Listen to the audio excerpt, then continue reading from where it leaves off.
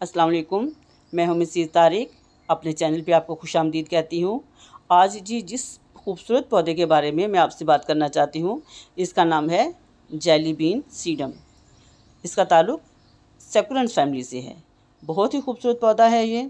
इसके लीव्स के अंदर जेल भरी होती है।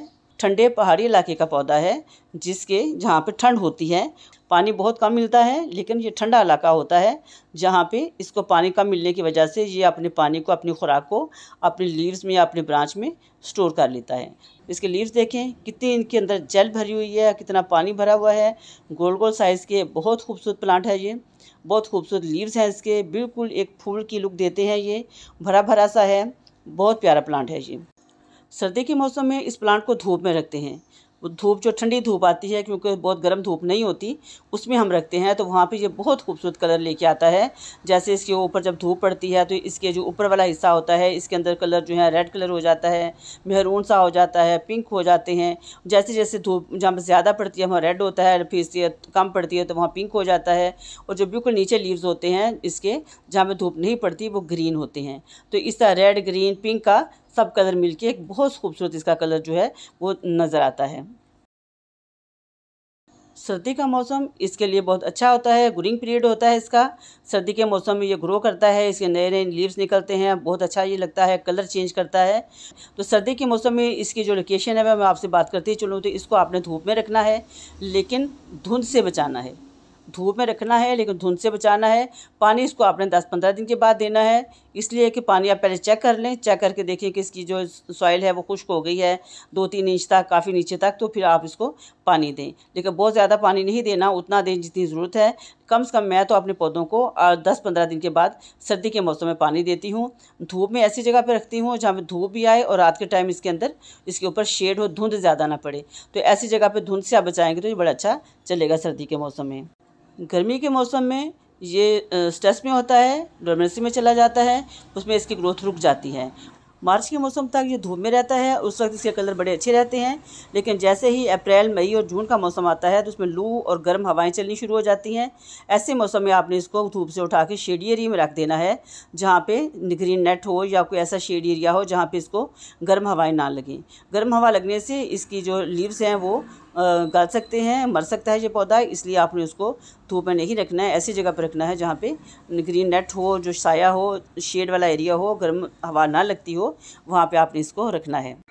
अब बात करते हैं इसके गमले की, मिट्टी की, पानी की, खाद की। तो इसको जो आपने गमला देना है, क्योंकि इसकी जड़ें छोटी होती हैं, सक्युलेंट्स प्लांट की, तमाम सक्युलेंट्स प्लांट की जड़ें छोटी होती हैं और इसकी भी छोटी होती है। इसके लिए 4 या 6 इंच का आपने गमला लगाना है, वो भी प्लास्टिक का लगाएं, क्योंकि प्लास्टिक के गमले के अंदर पानी काफ़ी देर तक नमी रहती है, इसलिए आपको नमी रहेगी इसमें, तो आपको पानी भी ज़्यादा देर से देना पड़ेगा। प्लास्टिक का गमला लगाएँ 5-6 इंच का।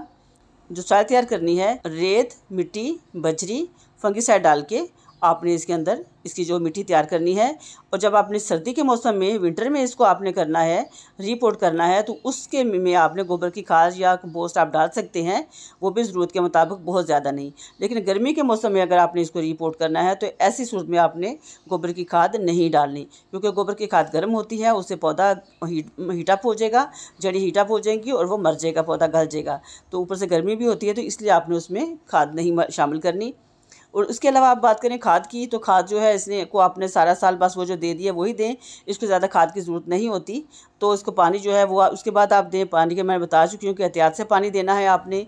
उसके बाद इसकी मिट्टी तैयार हो गई, गमला हो गया, गमले के नीचे ज़्यादा होल होने चाहिए ताकि जैसे ही पानी आप डालें फ़ौरन ड्रेन आउट हो जाए। हम तमाम पौधों की जो सॉइल है वेल ड्रेन तैयार करते हैं, जो गमलों में लगाते हैं, लेकिन जो आपने सक्युलेंट्स प्लांट की जो लगानी है, मिट्टी तैयार करनी है, उसके अंदर आपने बजरी, पत्थर लाजमी डालने हैं, इसलिए कि उसको ज़्यादा वेल ड्रेन सॉइल चाहिए इसकी, क्योंकि जड़ें इसकी छोटी होती हैं। और जैसे ही पानी डालें, और पानी की भी ज़्यादा ज़रूरत नहीं होती, जैसे ही पानी डालें और फ़ौरन मिट्टी को गीला करता हुआ ड्रेन आउट हो जाए, इस तरह का आपने इसकी मिट्टी तैयार करनी है।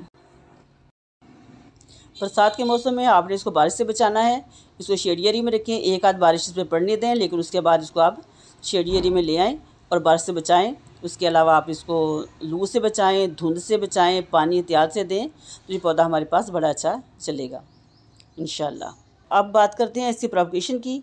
तो प्रोपगेशन इसकी बहुत आसानी से हो जाती है, तमाम सक्यूलेंट्स प्लांट की इसकी भी वैसे ही बड़ी आसानी से होती है।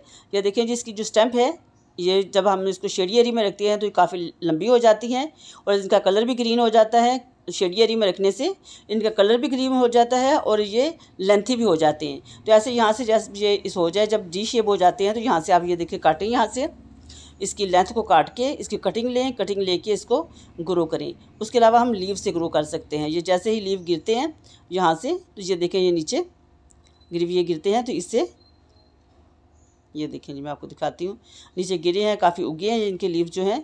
इनके साथ इस तरह ये देखें ये नीचे इसका एक लीव गिरा हुआ था जिस पे ये ग्रोथ हो चुकी है।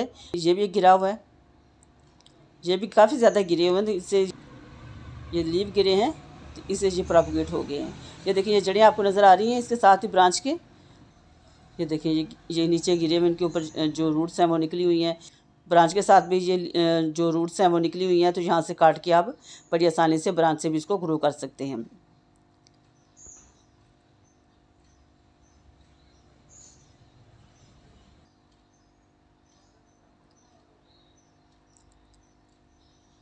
ये देखिए ये सारी यहाँ से एक मैच्योर लीव ले सकते हैं, एक मैच्योर लीव लें यहाँ से लेके, तो उसको थोड़ी सी मिट्टी हटा के उसमें अभी आप लगाएंगे तो ये लग जाएगा।